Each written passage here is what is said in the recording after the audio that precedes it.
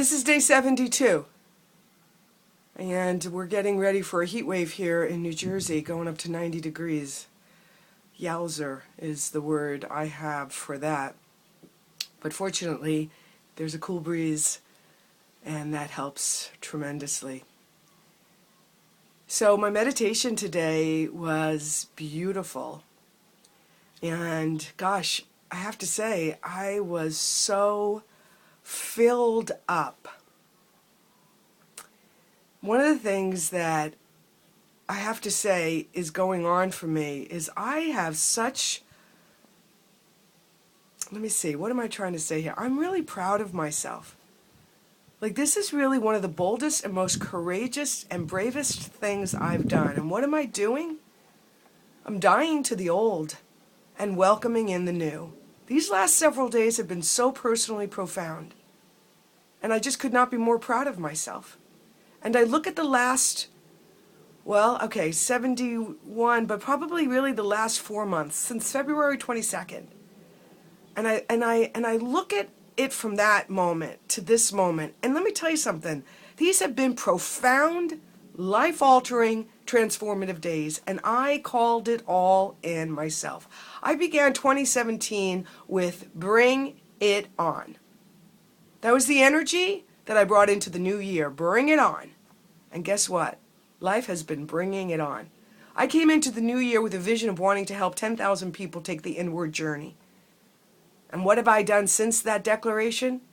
Been taking the inward journey. I thought I had taken enough of it, but no, I haven't.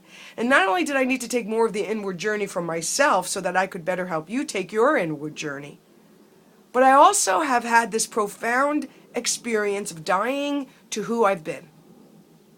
This profound understanding that as good as life has been, as successful as I've experienced myself, as much as I have loved all that I do, how I do it, and who it's made me, that this next chapter of my life is coming out of something else.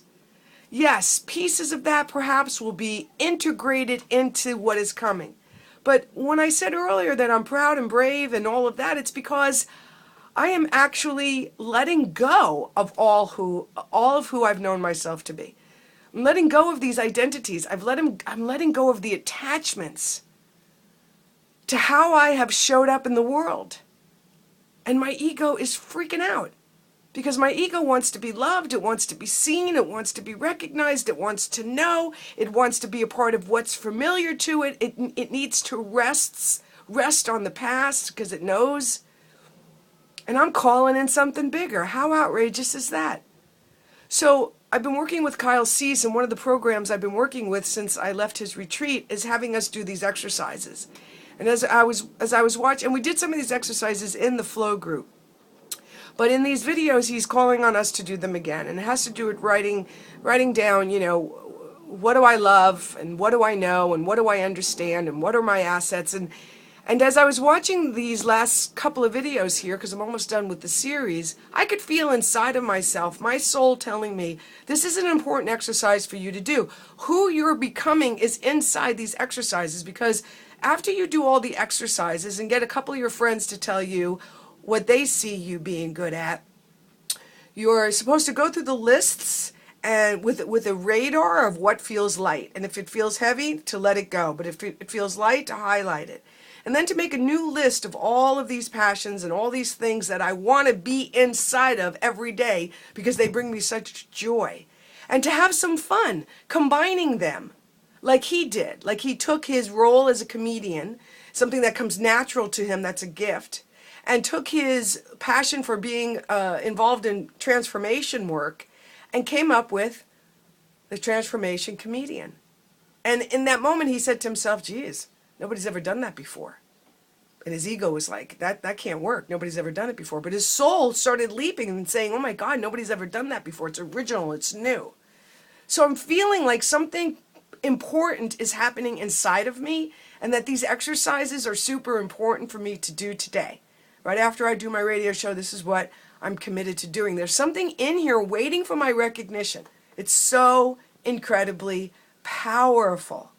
And as I look back, the tapestry cannot be seen up close. The only thing you see up close is the actual thread that's in front of you.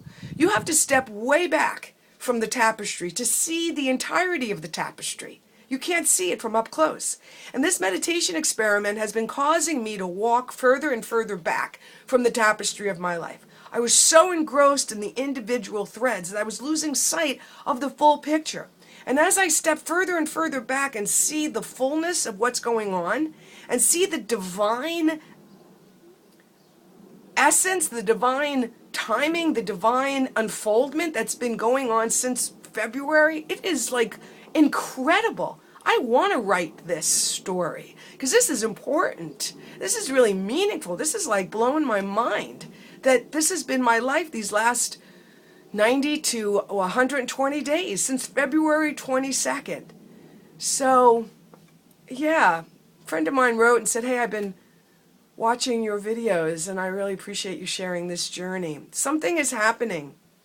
And the more I let go, the more willing I am to let go of who I've known myself to be, the more room I make for what's seeking to emerge.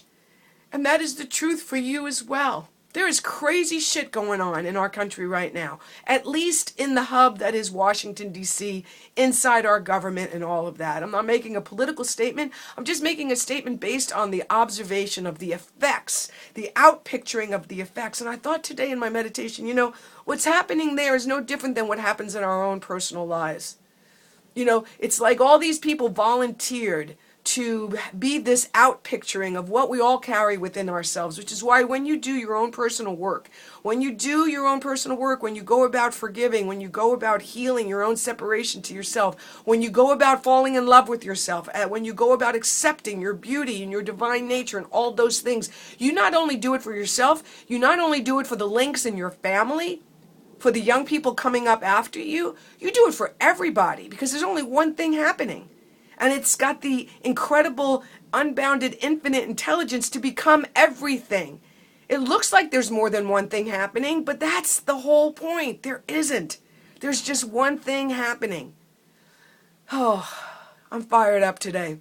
My radio show is going to be rocking. The Camille Conte Show every Friday. If you haven't checked that out, do so.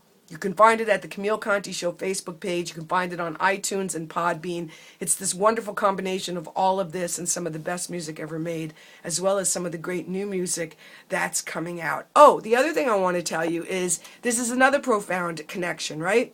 Who Spirit is putting in my path. So my roommate at the meditation retreat was this great woman, Jen Carlson.